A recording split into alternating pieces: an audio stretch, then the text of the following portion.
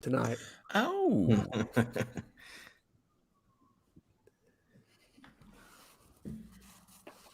We are live. We are back. We are back. We are back. We are back. How about you, everybody? Welcome into the Auburn Live call-in show. I'm your host, Jeffrey Lee, Senior Recruiting Editor for Auburn Live on 3. We've been away for a couple of weeks, folks, but we're back. We've got a lot of news to report. We've got a lot going on with Auburn and the transfer portal. And here to discuss it all with you, with me, is Mr. Jhead, Mr. Cole Pinkston, and Mr. Keith Niebuhr. How about you, fellas? How about you? How about you? And old Zach in the back. Zach in the back is in Frisco City, Texas, covering the FCS National Championship. Is that right? Yeah. Yeah, that's right. I'm All right. I just wanted to get Zach to the front. I'm here. All right. Well, folks, since we've last talked to you, since signing day of December 21st, 2022, Auburn has picked up since then 6 commitments, if my math is correct, 4 transfer portal guys, 2 high school kids, got Tyler Scott, got C.J. Johnson, both DBs, a couple more DBs, Gunnar Britton, big offensive tackle from Western Kentucky, is committed to Auburn, Messiah Nesili Kite. I know I nailed that name. Lawrence Johnson, another defensive lineman, 2 defensive linemen. DeMario Tolan, I thought was a huge one. He signed with Auburn Sunday morning. A kid with 3 years of eligibility left coming from LSU. And right now Auburn sits with 21 commitments, high school JUCO guys, 7 transfers, 19 high school kids, 2 junior college kids, 7 transfers, 28 total commitments. Good for number 16 in the class. Feel a little bit of momentum? Just a hair. And I'll add, since the last time we spoke, that big left tackle from Tulsa also joined the commitment list. He had not joined at that point. So technically 5 transfers, and he may be the most important one. Dylan Wade from Tulsa. Yeah, when we talked about all their needs each week, obviously, quarterback, but offensive and defensive lines. Yes. And so that's where you've seen them really make some serious headway. Obviously, the defensive back class is exceptional, but I mean, we knew that was happening. We didn't know, both from the high school and the junior colleges and the portal, how Auburn would do on the offensive line. And here you probably have found 2 starting tackles in Dylan Wade and Gunnar Britton and Jhead and Jeff and Cole and Zach. I don't know, maybe Dylan Wade can move inside if Xavion Miller is ready to play. But either way, they've made so much progress on that offensive line. And then on the defensive line, you can't overlook that, because without the moves the last few days of these transfer portal guys, and you're starting to think, okay, are they going to be able to stop anybody? There's a long way to go between now and August. Don't get me wrong, but they've gone a long way to shoring things up on the defensive line. And then obviously Zacchaeus Walker decided not to leave. I think Marcus Harris is going to be back. So all of a sudden, internally on the offensive and defensive lines, you're a lot more optimistic than you were the last year.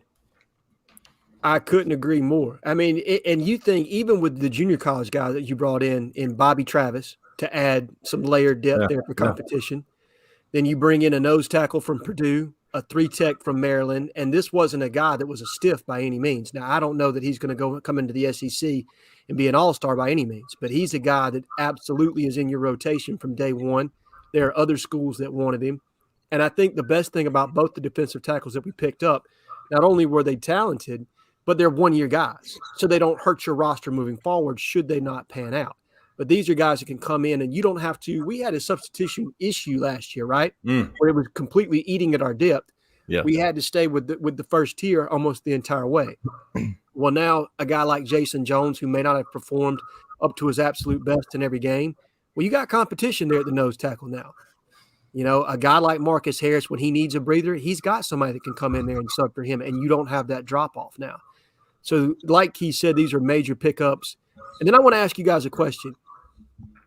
When Hugh Freeze came in, he had 2 offensive tackles on his roster. 2. Colby Smith and E.J. Harris. we have since added 4 offensive tackles. You added a 2 deep at offensive tackle since Hugh Freeze has been here. That's insane. Yeah, and you pretty much had to. And same thing with what you're saying, Jhead, competition. Yeah, I don't know if every single one of these guys are elite. I don't know if there are any, super elite guys, but you have guys that have starting experience. You have guys that have played in college. You got guys that played at JUCO now. You've got guys that are high schoolers that, 4 of your guys at the high school All-American game balled out. Yeah. So you have options. That was the main thing with the last staff and the last roster that we were looking at in 2022. Like, where are the options at? What happened to all the options? They're gone. We don't know what happened to them. If they ever got there. They just weren't filled. Right. So now you got options. And that is, that was step number 1, right? Yes. That had to be step number 1. Well, a lot of teams, the upper echelon programs right now, that schools are in the best shape. They're using the portal to just upgrade, to just say, hey, we're good. Let's see if we can get up a couple notches. Yeah. Then other teams are trying to find a few starters here or there. For Auburn, it was complete survival mode. Like, they can't field a competitive team, in my opinion, if they don't win the portal during this offseason. I just don't see it. I don't know. So this had to be done. And Jhead, I know you like the 1-year guys. I actually wish a few more of their guys were multi-year guys, because I think what's going to happen is because they're so far behind with 3 straight mediocre recruiting classes, I think they're going to have to do something almost similar to this next year. And then I think after that, based on the layering of the couple high school and JUCO classes, then it should be more of go to the portal to upgrade, not to survive. But look, they're doing what they have to do. And I kept thinking about this today, and I don't know if it's crossed y'all's mind at all this weekend. And I hate to pile on the last guy. I didn't have any real relationship with him. Sure. But it does feel like piling on at times, just like they did with Gus and all that. And I don't want to be one of those people. But I kept thinking over and over in my head, what would these last couple of weeks have looked like with the previous regime? Dude, I thought about that today, sitting there. Well, what do you think? My conclusion, myself thinking inside my own, I wouldn't expect the majority of the guys that visited, committed. It would be a more struggle. I don't know. There's any other way to look at it, man. The hope that this staff has brought in, being able to close on some of these guys, I just don't think the previous staff could do that. And that said, there's still that one, they still need a couple more offensive line. They still need some more defense.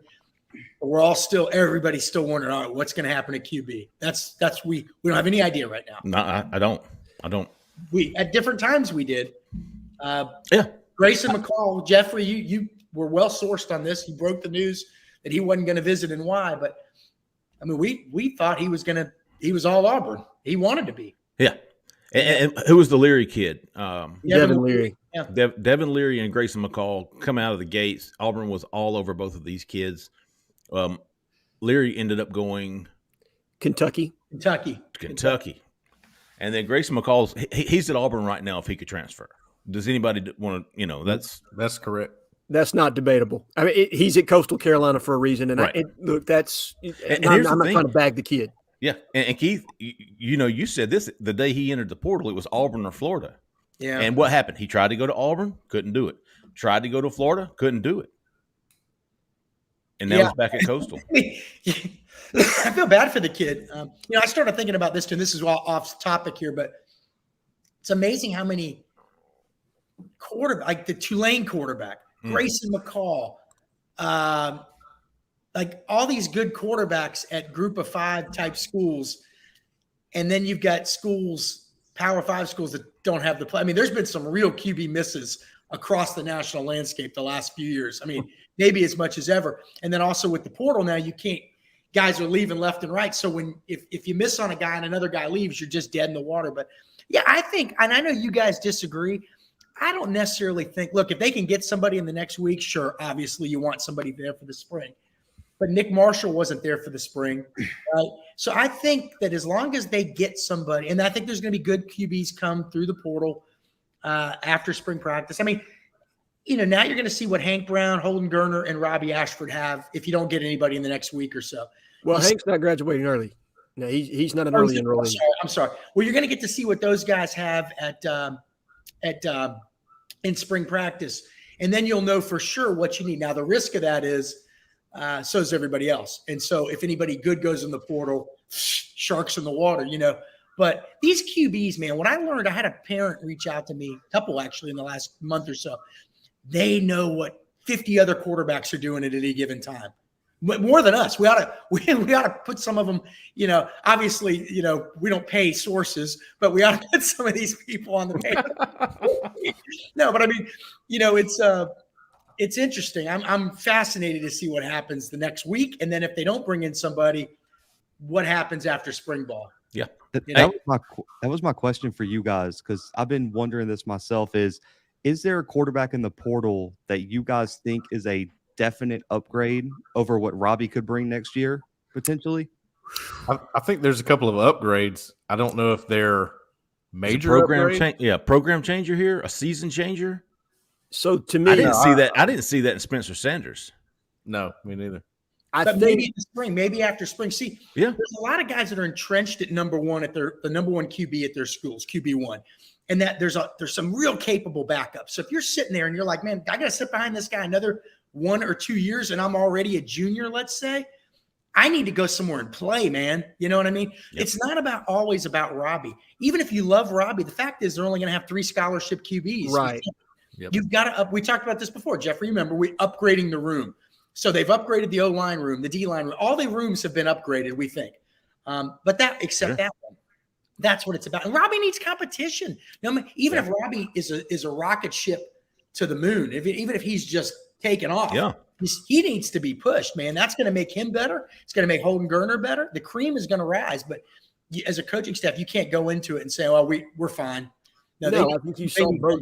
I think you saw Bo Nix suffer from that, from not having competition in the quarterback room, if we're being completely honest.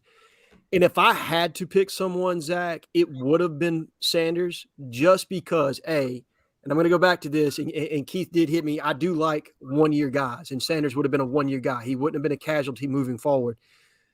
I think he improves the floor of your roster in the quarterback room, particularly if you're talking for 1 year, and then it opens it up for you to be able to bring in another quarterback into that room.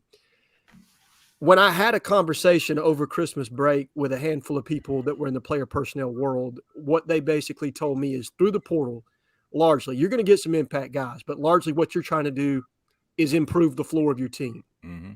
You improve the ceiling of your team through high school recruiting. That is where the massive leap in development can happen that you can't predict. A lot of these guys that go in the portal, they have flaws, and they're known flaws. Yep. You know what they can do, and you know what they can't do. So it's all about improving the floor and raising that to a competitive level.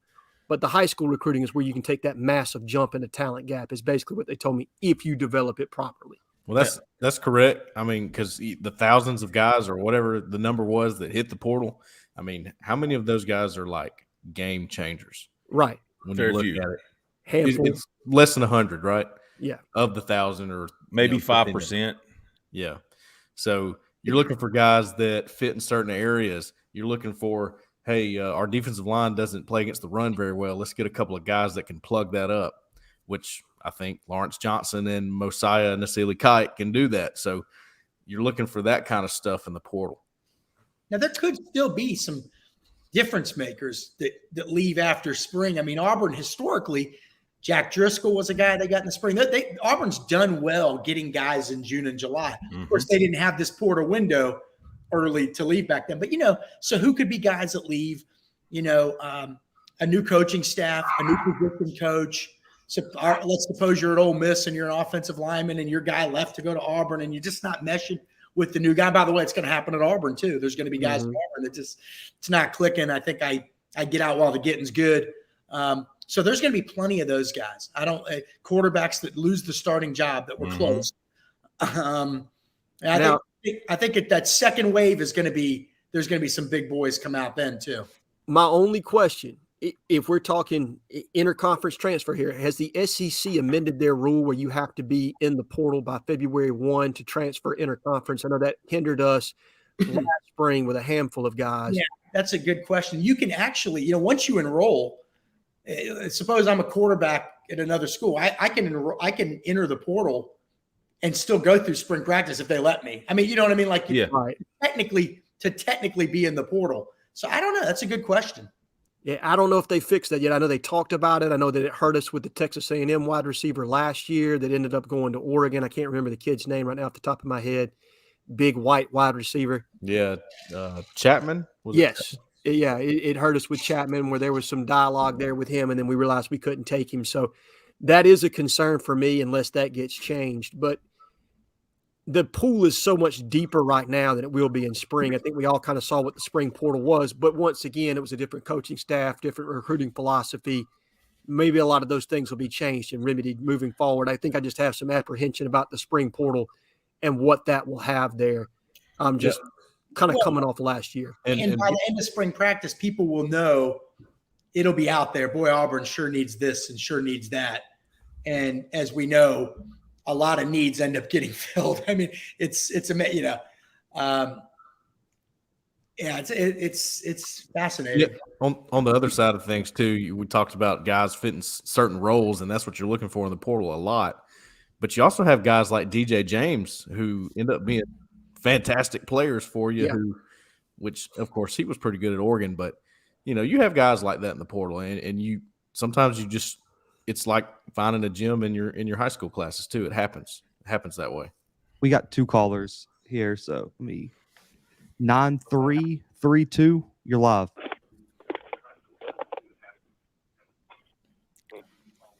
9332. You're live. Who we talking to? Where are you calling from?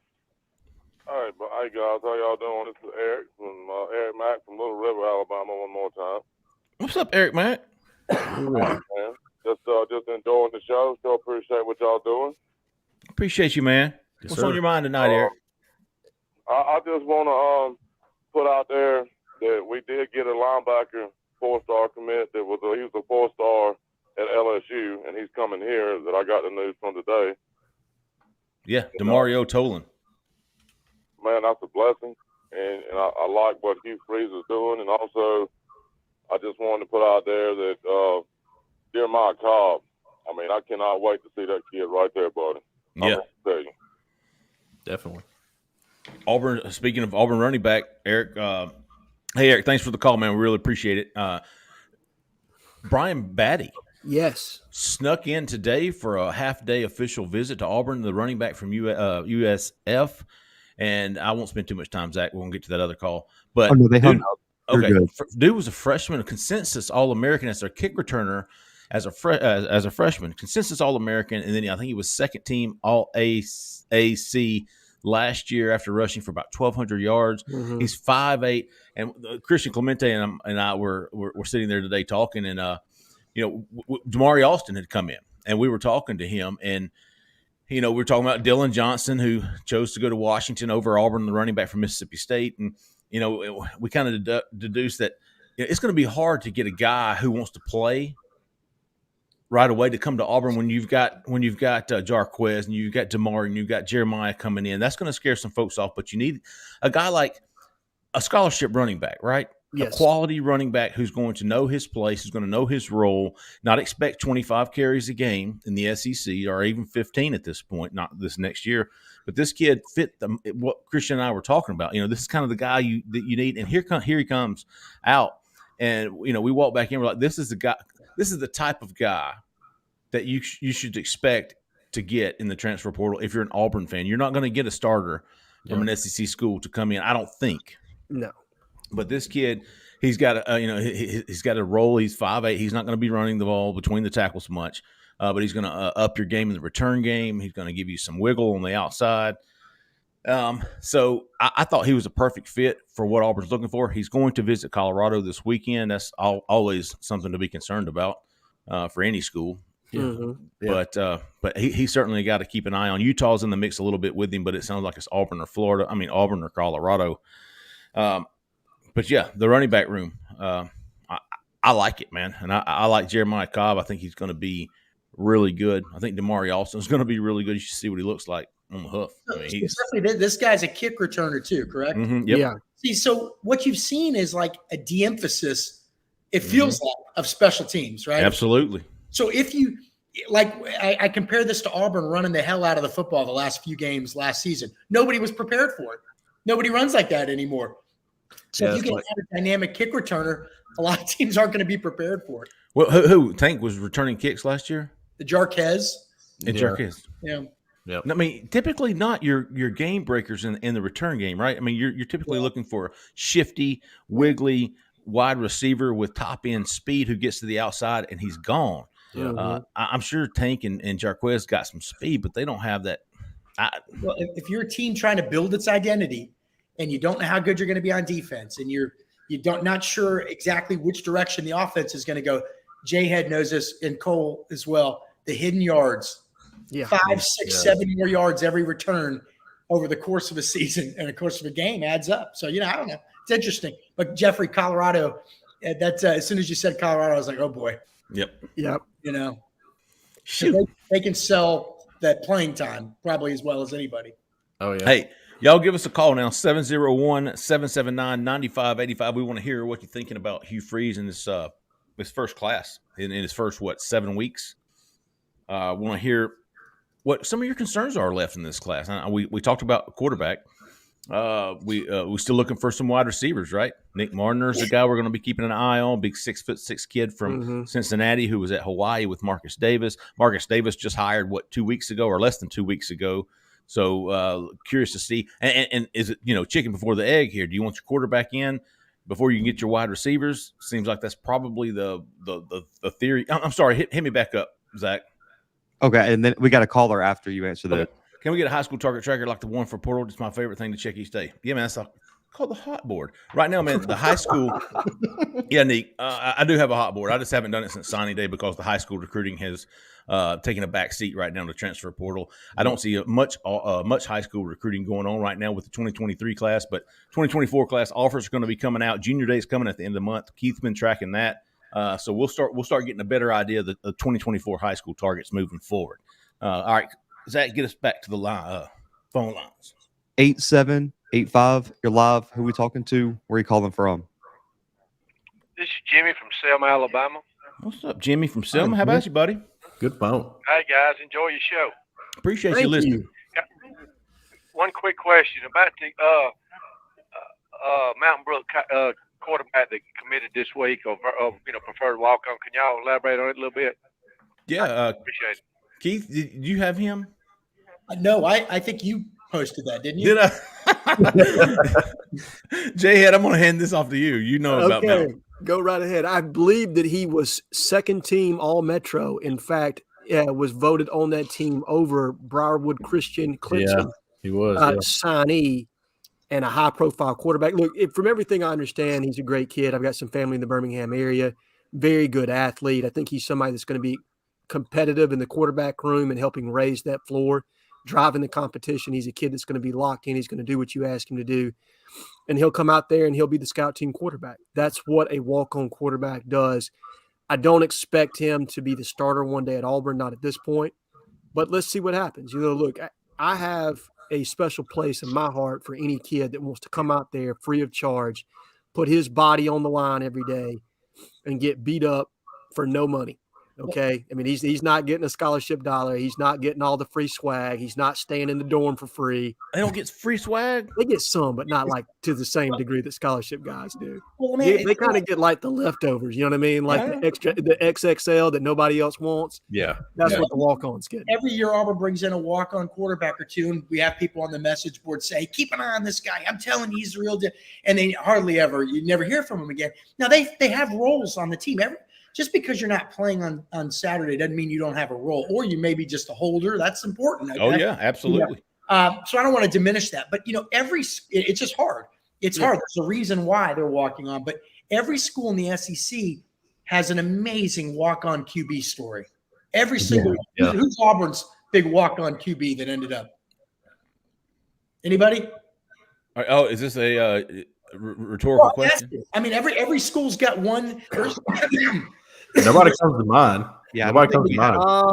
Let's see, Keith. Let me dig into my historical bag here. There's not a lot of Baker Mayfields and Stetson Bennett's walking around out there. Was Randy Campbell a walk-on?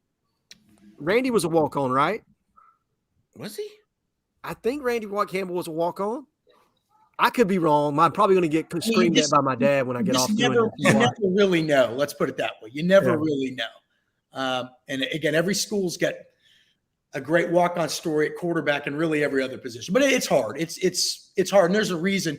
In this day and age of advanced scouting, you have to believe that somebody would have taken him. You know what I mean? Now, some kids do make the choice, though. Do I want to go to a small school on scholarship and, be in North Carolina in the mountains or whatever? Or do I want to go to Auburn with my friends, get the education that I want, be close to my family? So some of them do make that choice and do bypass scholarships. But we've heard good things about him. That he plays in a competitive region up there. John Colvin.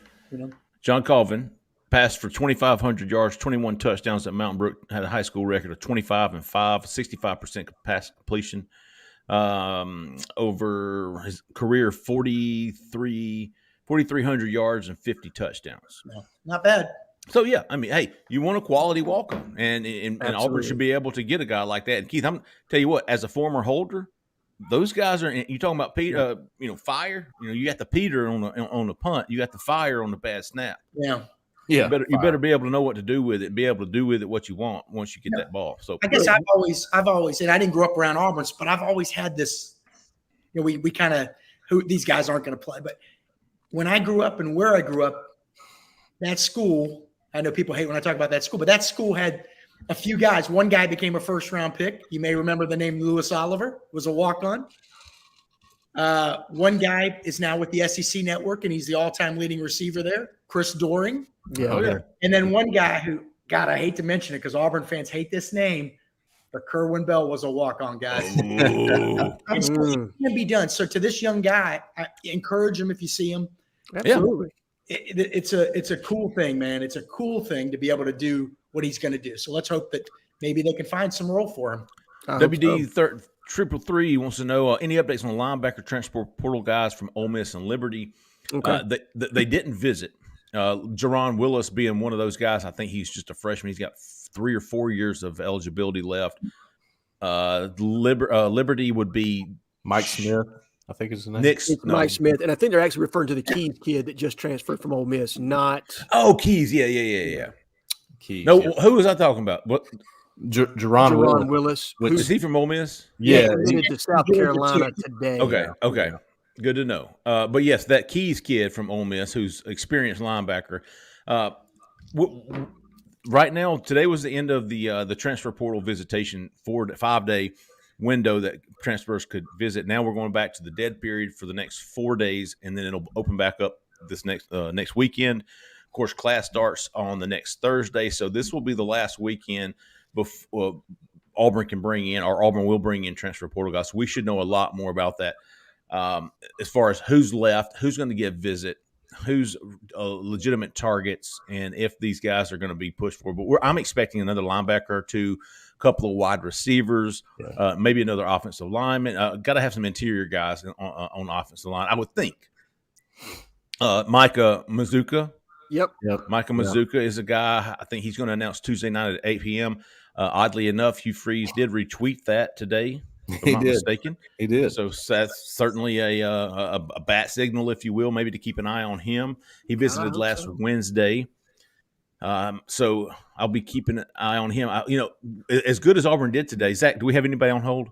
2 callers. Oh, my bad. Look, as good as Auburn did, there were some misses today, and we'll get to those later. But get us back on the line, Zach. 7254. You're live. Who we talking to? Where are you calling from? Yeah, this is Clayton from Carrollton, Georgia. What's up, Clayton?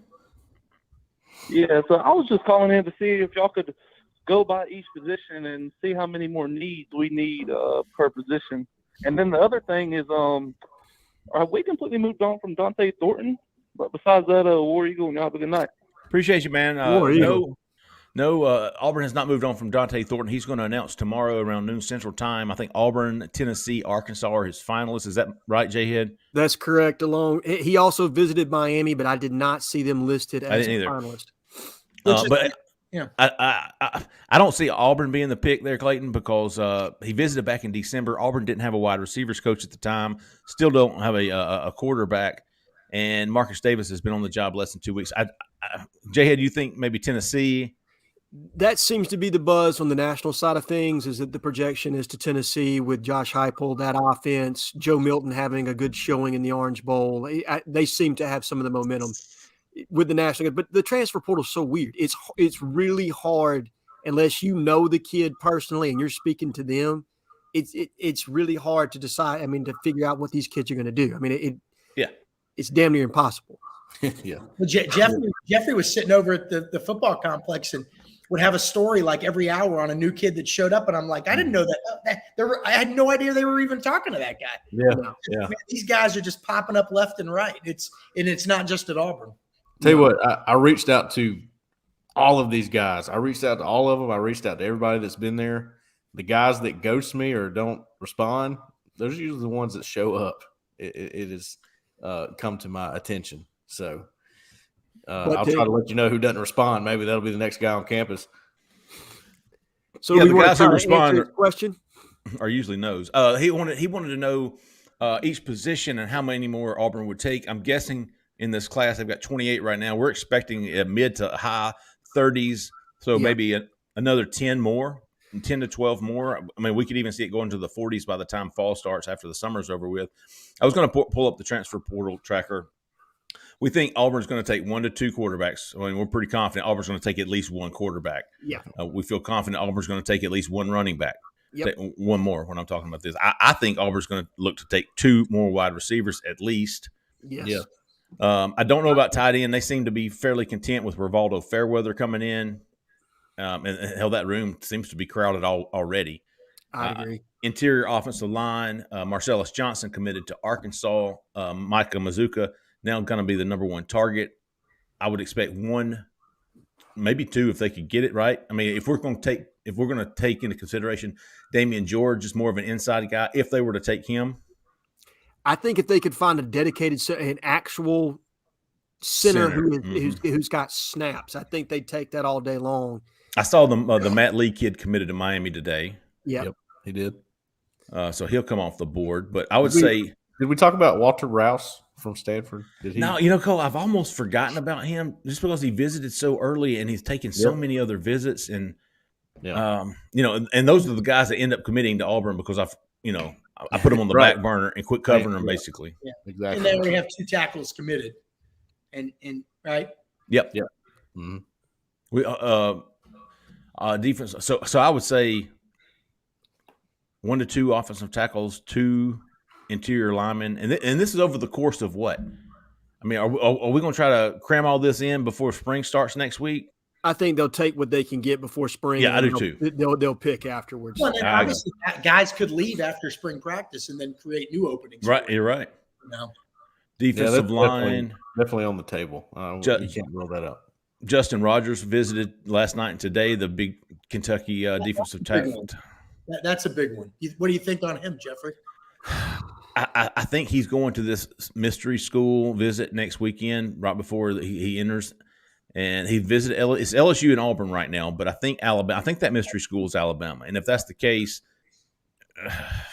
I don't like the odds. No, I certainly wouldn't have Auburn as the favorite right now, even after this visit. But certainly somebody to keep an eye on. Edge, Rondell Bothroyd committed to Oklahoma. And that was the other school. Yeah, he blew off Penn State this weekend. It was Auburn versus Oklahoma. Okay. Oklahoma got it done. You got to think Auburn's going to add at least 1 or 2 more edges, right? Yeah. I think you got to have sure minimum of 2. You got to have minimum of 2, I would think. Linebacker. Who was the guy? Keys from Ole Miss. Demario Tolan's committed. Dude Spurlock went to Florida. There's a couple of guys they've got some interest in, but I would think at least 1 more linebacker.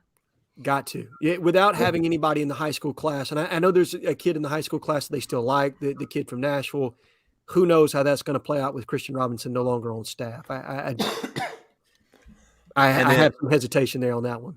And then I would guess maybe 1 defensive back if they can get him. I don't think it's a need, but Keith, I think you were talking about this earlier, maybe Jhead, but you're looking at a kid in the portal. Is he better than what we've got right now? Yeah. And if he is, forget the numbers. Yeah. We're raising our floor. Yes.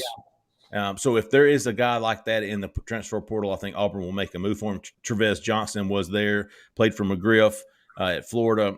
And surprisingly enough, he ended up committing to Missouri, of all places. He had McGriff at Auburn, and he had Tigray at South Carolina. Both of those coaches coached him at Florida, so the relationships were there, but playing time was not. Missouri could offer him that. And somebody asked me the other day, what's the most important thing for transfer portals?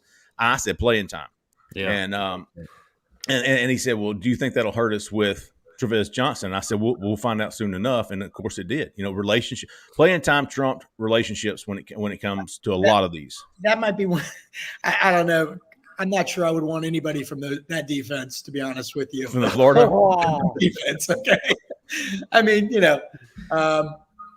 but no, I think they've done what are the 7 portal pickups now, Jeffrey? Mm-hmm. Yep. I mean, Elijah McAllister, the young man from Vanderbilt, to me, that's more of a depth young and a leadership. Yeah, he's got a leader type thing. Right. Oh, but the other 6 guys look like all potential starters to me. Mm-hmm. Yeah. It was funny today. And Zach, we got another caller on the line. One more. Okay. It was funny for me today. We were sitting up there, and the kids were moving in today. Today was move-in day. I think there were 13 high school guys and transfers and JUCOs moving in today for Auburn.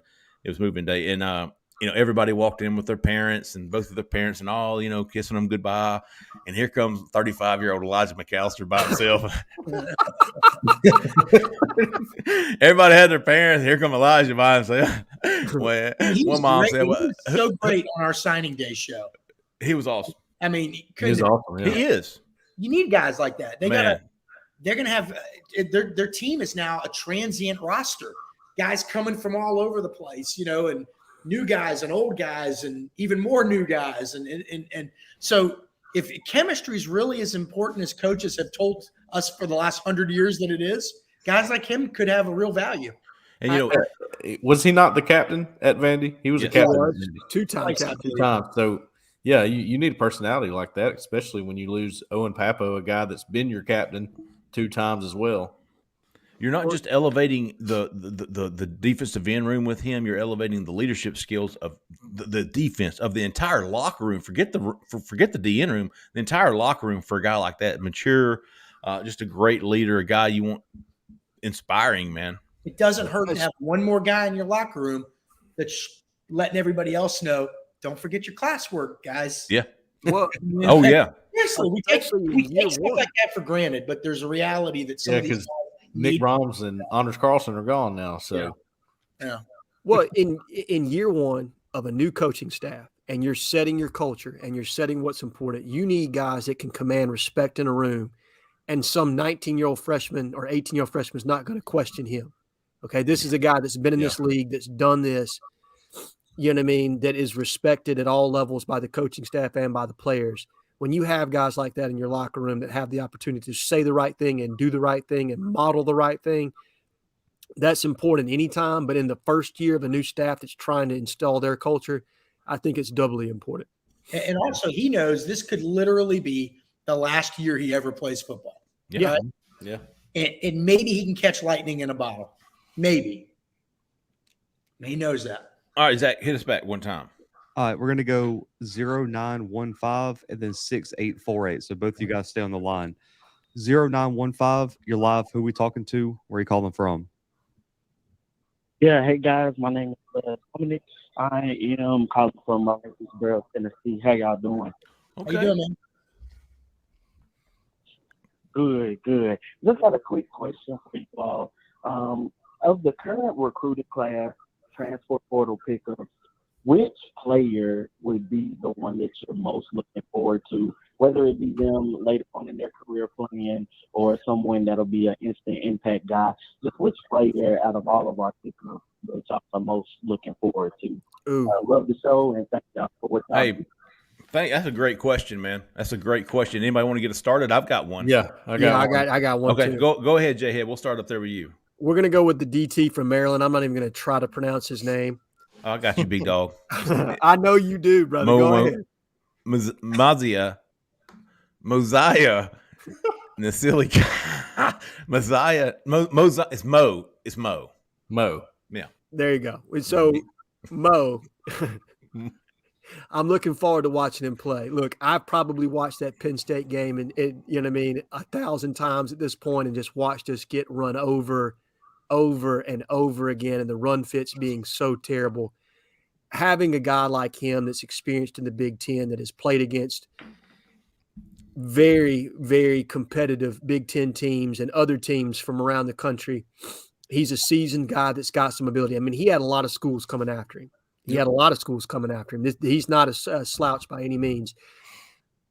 I think he's a really good player. I think he's going to push Marcus Harris even more. And I'm really interested to see that battle and what happens there at that position, because I believe both of those guys are going to be 3-tech/4 eyes in this defense. In our 3-3-5 or 4-2-5, whatever it is, it's going to be a variable front defense.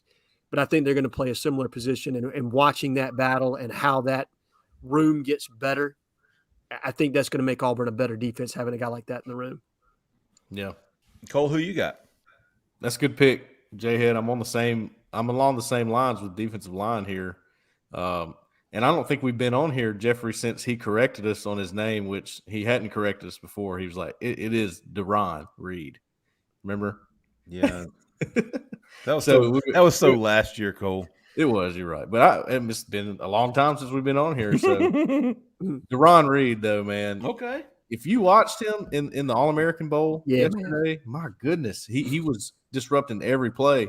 And he did that when I saw him in person. He's done it on film. I think he's an immediate impact guy. I really do think he's going to come in and play year one. And I think he's going to have a really big career at Auburn. That's my pick. Keith, who you like? I'm looking at this. I'm going to say defensive line too, but I'm going to say Keldrick Falk. Okay. And I had, I always I talked to this guy and that guy. I'm not that connected. I know a couple people that happen to, but one guy I know who works for a major program that's coming off of a big season said he was our number one guy on the board, period, regardless of position. I don't want to say what school. That's not fair. Number one guy on their board, regardless of position. And also, when I interviewed him before he went to the All-American Bowl out in Texas, he said, so what's Auburn getting in? He says, I feel like I'm going to play hard, but I'm going to be a leader. I want to turn this program around. I want to put this program back on the map. Auburn isn't what it is now. Hasn't been what it should be for a while. I want to help Auburn get back. That's what you want. That's what you want. He was a longtime Auburn fan that just didn't mesh with the old staff and what they were doing, and flipped to Auburn on signing day. And when he did the pros and cons the night before with his mother, the night before signing day, the pros really for Auburn pushed him over the edge. But he wants to be at Auburn first and foremost. Okay. This isn't whether NIL was a factor here or not. It very well could have been, but he wants to be at Auburn. He wants to be great. And he wants to be great for Auburn and lead Auburn to greatness. Okay. So I think that's my guy. Okay, I don't mean to be anticlimactic, but I don't have all that kind of support for my pick. I just know that I'm fired up about Dylan Wade. There you go. That's a good pick. The offensive tackle, he's got 3 years of eligibility left. He was a starter at Tulsa. He's familiar with Philip Montgomery and the system he's got. I expect that guy to be a day one starter. I don't know where, but I know that he has a potential, if needed, to be the left tackle. He does. So for me, a guy with a year of college experience coming in to play left tackle or wherever, like he said, if you get maybe a prototypical NFL guy, maybe you slide that guy inside. But either way, I expect him to be an integral part of the offensive line moving forward. So I think Dylan Wade is a huge addition in my mind. Zach, you got anybody? I'm going to stick with O-line too. I think Gunnar Britton Okay. is a little bit underrated for everybody. I'm part transfer portal. Like the guys I like the most that come with experience and that are proven. I'd rather have a guy that comes from the G5 FCS that has a bunch of reps, a lot of experience that is proven, than a guy who's sat on the bench at Florida, Bama, Ohio State for 3 years. Right on, man. Hasn't played since he was 18. He's proven, and I think he's going to come in and he's going to.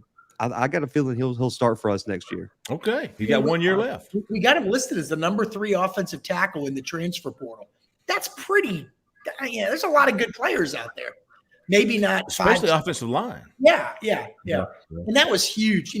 He actually was messaging me like a week ago, and I said, "Are you going to Auburn?" He said, "Yeah, and probably some other places too, but I don't like talking about it." And that was the last I heard from him. Let me tell you about Gunner. Gunner, his father, and I think his brother came for the official visit this past week. And every time Gunner walked in, all three of them had a coffee cup. I was like, great day in the morning, dude. It's 3:30 in the afternoon. All right. Come to find out, ain't none of them got a cup of coffee. Every one of them had them a spit cup. Yes, sir. Yeah. I said, that's who I want playing offensive line for me. There you go. You can go take them a sleeve of Copenhagen from me, brother. You got a back room you can rent out to their family when they visit the weekends, or what? We're going in on a lease. Well, me and him and Clay Whedon and Garner. Yeah. I saw his hat, man, in the picture. He got the his family's company on there, man. I got to get me one of those hats. Sounds like a guy that might be destined for some Coosa Cotton. Endorsement money. That's Also True South. True South. Coosa Cotton. Let me get on the phone with these guys. And how tall is he? He's 6'6", right? Every bit of it. 6'6", 285, or how much does he weigh? No, that's about right. He looks good. 85. That's the kind of guy with the right golf lessons at the Rick Smith Golf Center in Miami. Would be able to ease into a swing, not have to get swing too hard, obviously. How about your deadlift? So we got some NIL opportunities for him already. They should give Jessica Andrews a call. Oh, yeah. I forgot to tell him about Jessica Andrews. Hey, if you're looking for a house in or around Auburn, Opelika, Lee County, Alabama, give Jessica Andrews a call. I'm so sorry, baby. I forgot. 334-704-4442. She's with eXp Realty. She is a 5-star realtor, man. She can get it done buying or selling investment property, residential to get it done. 334-704-4442. Do not slide into her DMs. This is I already have. All right. Zach, get us to that next. We have another caller? We got two more. All right. 6848. You're live. Who we talking to? Where are you calling from? Hey, what's up, guys? This is Bryce from Beulah. Bryce, what's up, big dog? Hey, man. Glad to have you guys back, man. It was a long, 2 or 3 weeks, man. Hope everybody had a good holiday and all. Sure did, man. How about you, Bryce? You have a good one? Oh, yeah. Well, all right. I guess, man. I had a torn labrum in my hip. Oh, God. So I got that man. place, but I instantly regret asking. I'm better now, though. All right, Bryce, what's on your mind tonight, big dog? All right, I got a couple of questions, and just for time purposes, I'll just fire them off. Hang up the question, all right? I like it. Hang up and listen to you guys. All right, so one, Keldrick Falk playing basically like a nose guard down in San Antonio this weekend. Cole, do you think that's kind of something? It's probably what they're getting ready to do. Maybe his best spot to get on the field is inside at 270, or who's going to do? Second question, with all the new assistant coaches coming in, do we know the kind of updated recruiting regions these guys are going to kind of go? I know P. Monty's probably going to be out in Texas, but Garrett and all these guys. Glad to have you back, fellas. Thank you. Appreciate you, Bryce. Yes, Cole, I know you were not a fan of seeing Keldrick Falk on the inside. I don't like him at nose guard. I don't think that's his place. I think he's maybe a 3 technique or a 5 technique, which is between the guard and tackle, on the tackle, kind of outside. Where Colby Wooden, that's kind of what you would compare it to. Built the same way too, right? He's that guy. I really do. I don't think he's an edge. I think he's an edge. I think he's a guy that can slide out to edge and have an impact, but probably primarily goes down and puts a hand on the ground and eats up some blocks. I think he's just that big. Well, I agree, Cole. Look at the roster at in that game. Just to interrupt real quick, they didn't have like a true. They had to put him there because you had. I think he was on the same team as Keon Keeley, right? Yeah, he's an end edge. Was Yanzi Pierre on the same team? Or was I think he was. He was. He was an edge. So an edge, and then Duron Reed isn't a guy that you could put in. So in other words, it was sort of just let's just get the best guys out there regardless. And I don't think that was. FSU was going to play him as an end. He was working not as an edge, as an end. He was working with Odell Haggins, their longtime D-line coach at camps there last year. That's where they projected him as a strong side end type. And I agree with that wholeheartedly. I do think he's going to get snaps at edge for Auburn. Just with the current room in the shape that it's in right now, I think you have to play him some at edge unless you pick up somebody else. You just don't have – you've got, Dylan Brooks, you've got McAllister in that room, and then Brenton Williams. Those are the 3 guys that you have today. God, I can't believe that. In that edge room. You have to play Keldrick Falk unless you land 1 or 2 other guys and or – a freak thing were to happen and Leota were to return for some reason, but everything that I've heard to this point is that he's preparing for the Senior Bowl and will be turning pro. Yep. But no, I'm with you, Cole. He's a 5-tech in my book all day long. I mean, and on pass rush situations, slide him down inside in like a rabbit's package or something of that nature. It speaks to a skill set when they didn't have a guy and they're like, well, we got to put Falk there. Right. That's where he's the guy that could actually do something there. I agree. He could play there in that game. Those other guys really weren't capable of playing inside like him. Right. Bryce wanted to know about recruiting areas. Keith, we know. Okay, so he mentioned the coordinators. Generally speaking, now we don't know. Every head coach a little different, but the last couple head coaches kept the coordinators. Their main region was always close to Auburn. Okay, your coordinators are not your big recruiters, guys. They're kind of, you bring them in for air support when you let your guys like Wesley McGriff and Jeremy Garrett, the D-line coach, and Zach Etheridge and Cadillac Williams, you let them do the bulk of the recruiting, and then you bring in the coordinators and the head coach for air support, okay? We know that McGriff, we think Cadillac's probably going to stay Tampa down to Naples in that area because he's been there for so long. In North Alabama. Yep. We think McGriff will be the guy from Daytona Beach down to Miami probably. Then you use Marcus Davis will be there some. Correct. We don't know how that's going to split up. We don't know how that one could do, and this isn't a bad idea. One could do Dade, Griff, let's say, which is Miami. One could do Broward. Yep. One could be Marcus Davis. Now, Marcus Davis went to Delray. He went to high school in Delray Beach. I can't remember whether that's in Broward or Palm Beach, but you would combine those two counties. I thought he was American Heritage. Was he not? American Heritage. Yeah. But there's two American Heritages.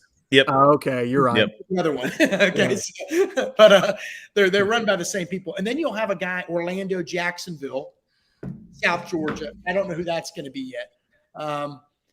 Zach will probably keep doing parts. Then you're going to put 3-4 guys in Atlanta, obviously. Might be McGriff that could do that. McGriff, you'll have a secondary. McGriff isn't going to just do Miami. He'll probably do some Atlanta too. Zach has been so big in Montgomery. He'll stay there. Birmingham, probably some Zach too, but I don't have all the territories just yet. But that'll be something we'll be keeping an eye on. The spring, the eval period opens up in the spring. We'll certainly be all over that moving forward. But I'm with Keith. A lot of these guys will be like Zach. We know Zach's in Montgomery. We know Zach's in Atlanta. We know Cadillac where he's been. Marcus Davis where he thrives. Where Wesley thrives. We're looking at Jeremy Garrett. I think he's got contacts in Nashville, Atlanta, and the state of Mississippi. He's going to be your 10th guy, which is an important state, believe it or not. Nehemiah, where he'll be. My guess is Garrett will be in the Carolinas too, if I had to guess, because that is D-line heaven, is one of our friends, Ryan Barton. And so you would want him there. Another thing, what we noticed with the last staff, regions became less important. They just said basically go get your guys. Positional. They could go in that direction too, but I think you Hugh's an old high school coach. He understands the importance of those relationships. So I think he's going to keep Cadillac probably over in the Bay Area where I'm at. I think there's going to be a lot of that. Mobile, we don't know yet though. Yep. Zach, do we have another one? Yep, one more. Okay, cool. 1702. You're live. Who we talking to? Where are you calling from? Hey guys, it's AU Noel from Montgomery, Alabama. What's up, AU Noel? 334. Hey guys, I got a couple quick things. 4 players from last year's signee class. I know we've been talking about the new guys, but linebacker Robert Woodard, offensive lineman Eston Harris, I think the defensive back Austin Asbury, and there was one other one. But if you can guys kind of give a report of what you think those guys might be able to be, and then also kind of go over Auburn's basketball win last night. I know that was a big win. Absolutely. Hey, appreciate the call, AU Noel, man. Robert Woodard was Scout Team Player of the Year for Auburn. Yes, Defensive Scout Team Player of the Year. E.J. Harris, I'm going to run another real quick. E.J. Harris, I would think probably the most promising freshman lineman that's on the roster, at least from what I've heard. Definitely. And then Austin Osbury. What are you laughing at, Jhead? Because he's the only freshman offensive lineman. hey, I also heard he was the worst freshman offensive lineman. There you he's go. everything. Austin important guys out. Austin Osbury, is he still on the team? Yes. Okay, because I had, his brother is signed with Notre Dame, if I'm not mistaken. Or Jaden did sign with Notre Dame. He signed with Notre Dame. I wouldn't be surprised if those two link up at some point. But as of right now, Austin Osbury still with the team. I haven't heard much on him. Yes, I saw Austin Osbury walking around with Omari Kelly the other day on campus, so I know he's there. Okay. Well, of the freshman DBs last year, it was J.D. Rim was the one that really I'll tell you what, J.D. Rim, and he played a lot in 2022 as well. A lot of people have asked me, and probably you too, Jhead, everybody, hey, who are some of these DBs from maybe last year's class, some of these big guys, Terrence Love that's coming in that could maybe play linebacker? And that's a hard question because we're not there. We don't know what they're trying to do with those guys. But, Austin Osbury's when you're talking about size, his brother was a 4-star linebacker, highly sought after, just signed with Notre Dame. Him and his brother are really close in size. Austin Osbury was real physical, real reactive on film. Maybe he's a guy that could get a look there. Caden Bridges, a couple of these guys. Just to answer that question, because it's been floating around a lot. I don't know how to do it, but I like Osbury a lot. I liked him in high school. I think for what Ron Roberts wants to do in his defense, that star position, the nickel position, I think Austin Osbury is an absolute fit right there. I'm excited to see what he does in spring training. I heard he showed some good twitch early in fall, and I think he had some injury issues towards the back end of fall practice. And then you really never heard about him during the season. I think you saw him maybe get a snap or two on special teams at in a couple of games, but I think he did. No really extended playing time of sorts. But the early report was, and I know he had an INT in one of the scrimmages, but that he showed some good twitch, some good movement skill on the outside. But I think he's a prototypical star/nickel in this defense. I think his physicality could really shine playing up in the box at that position. And I'm going to be excited to see what they do with our JUCO All-American our starter at nickel last year. Are they going to slide him outside? I'm going to be honest. I was not overly impressed with the way Pritchett played last year. I thought that I thought actually our best tandem of corners would be him in combination with DJ James. I think that's your two best set of corners. And then I thought Jalen Simpson shined when they finally moved him back to free safety. I think playing him at corner is a mistake. But those guys at McGriff and Zach are far smarter than me when it comes to defensive concepts and knowing what guys' skill sets are. So they'll be able to make that determination. Yeah, and just to round out some of these 2022 guys that you almost forget about because, they were freshmen, 3 freshman receivers are really promising guys. Jay Fair, Camden Brown, Omari Kelly. Moving up with trying to find some playmakers. And then you have like Anichi Sledge, not sure what he might do. He's kind of a nose guard. Jeffrey Imba, kind of saw what he's capable of. So there's some guys there. There's some guys. Definitely some guys. You close the line for us? It's still open. Okay. Hey, if anybody's got one more question, man, we got 3 minutes on the call line. This is your 3-minute warning. I will say this. Hey, Jhead, you said you have a list of guys that are supposed to decide in the next week? I do, Jeffrey. So this is the rundown of the list that I've got of guys that are supposed to decide within the next week. So Oregon wide receiver Dante Thornton down to Auburn, Oregon, and Tennessee. Cincinnati wide receiver Nick Martiner, Auburn, and Cal. OK State wide receiver Bryson Green, Auburn, and Ole Miss. Baylor offensive guard. Look, you guys go ahead. Is it Micah Mazuka? Mazuka. Somehow it's Mazuka. According to Baylor's roster, it is Mazuka. Okay, so Micah Mazuka, Auburn, Nebraska, Florida. Alabama OT, OG, Damian George, Auburn and Ole Miss. And then obviously USF running back Brian Batty, Auburn and Colorado. Those are the guys that I'm tracking right now that have upcoming decisions or have said timelines from which they plan to make an announcement. Let's see. Bryson Green, Auburn, Ole Miss, which is rumored to be the 2 schools fighting for not fighting for it, but involved, according to Pete Thamel, involved with Spencer Sanders, his former quarterback at Oklahoma State. Be curious to see what happens with Nick Martiner. I think if there was a guy on that list that we all felt good about, it would be Nick Martiner, the 6'6" wide receiver from Cincinnati via Hawaii, who's got that history there with Marcus Davis. Cole, was he where did he visited Auburn yesterday. He was going he had already visited Cal. That's right. So Auburn or Cal probably knows something within the next 24 hours on him. Yeah, he said Monday or Tuesday, I think, is his announcement time frame. And you got to like Auburn's position there. We need an X wide receiver, okay? He's a guy that can come in and fight with Camden Brown to be the starter. I mean, and once again, he's a one-year guy, which to me is ideal because the receiver room is a position where you can come in and you can play early. Okay. Sure. And so the way Hugh Freeze has recruited receivers in the past, I think that's a position you feel comfortable in moving forward, being able to find a freshman or two that can come in and contribute and not have to worry about finding another, veteran this time next year, hopefully. And obviously Hawaii's different than Auburn, but Marcus Davis was able to make him successful there when he had him. And that's something interesting too. If he did it once, he could probably do it again. So, yeah. He's the guy I'm not worried about Auburn not having an established starter there, quarterback. I think the relationship with Marcus Davis. Now, listen, I've been wrong a lot here lately, right? You and me both. So I don't pretend to know where these transfers are going. The tea leaves are so difficult to read when this, relationships doesn't mean anything. Just look at Jhead Johnson. Yes.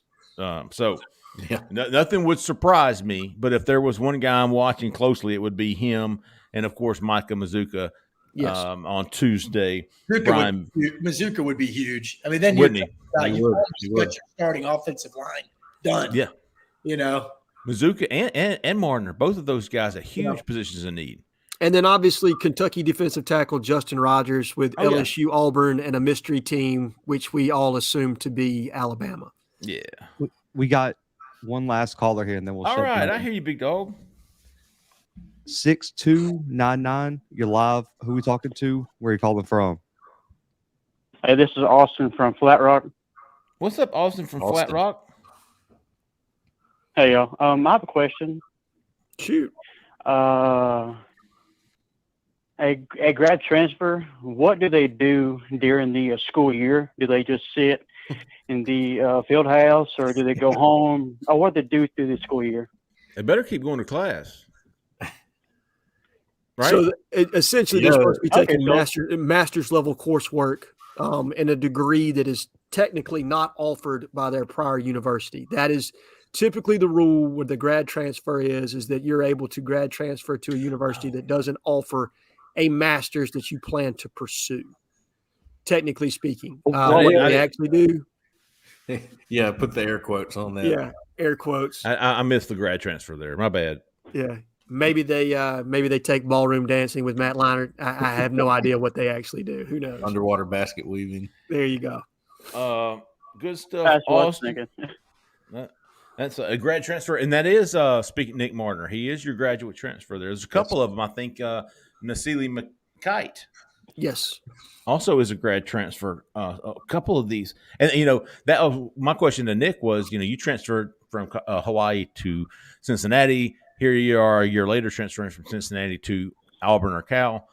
That's the good thing about being a grad transfer, man. You can transfer and be immediately eligible. I think what was the phrase? He was like, "I'm free to free to look around." Like it's kind of like a free deal there, because you've already used one portal move, but now you can basically just kind of make your pick. Yeah, if they can finish it off this early period by getting a couple more guys, going through spring practice, having a real understanding as you assess your needs. And, at that point, you may only have 3 or 4 big needs afterwards. There's going to be plenty of guys on the portal then, too. So I think, they're in such a better spot than they were just 2 weeks ago. Whew, I agree. You know what I mean? The last 20 go ahead. I'm sorry. The last 24 hours have been huge. Yeah. Yeah, they have. Yep. Can you close 2, 3, 4 guys down the stretch? I mean, we just talked about 7 that are going to have decisions. Can you close 2, 3, 4 of those? That's where it gets tough. Well, you feel good about 1. Yeah, and then they say, in politics, it's about the economy, stupid, right? The economy. Well, and right now for Auburn, it's still the quarterback. Absolutely. So that's what I meant earlier. You kind of completed step 1. Now you got a few more steps you got to continue on here. to get it right.